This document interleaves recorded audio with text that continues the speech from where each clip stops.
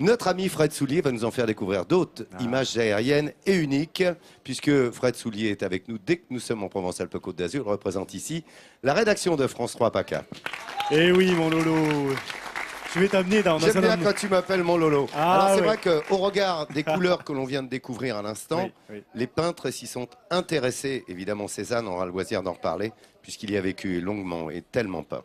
Bien sûr, ce pays de la Sainte-Victoire, c'est vraiment le terrain de jeu des peintres. Alors, l'ex-soi Paul Cézanne, peintre impressionniste, a beaucoup plus peint les paysages de campagne autour d'Aix que la ville elle-même. Ici, même, regardez, à côté de l'atelier, c'est là qu'il installait son chevalet pour peindre des paysages marqués par la nature. Les arbres typiquement provençaux, cyprès, oliviers, les couleurs des roches, les pierres qui changent de couleur en fonction du soleil.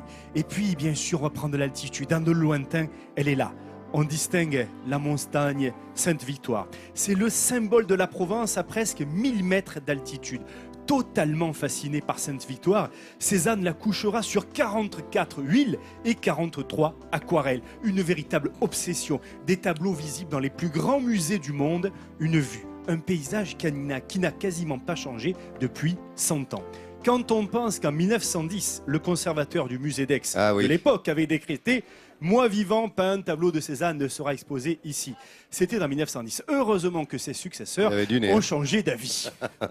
Et maintenant, c'est dans toutes les galeries du monde entier, les plus grandes galeries évidemment, exposent les aquarelles et les toiles des huiles de Cézanne.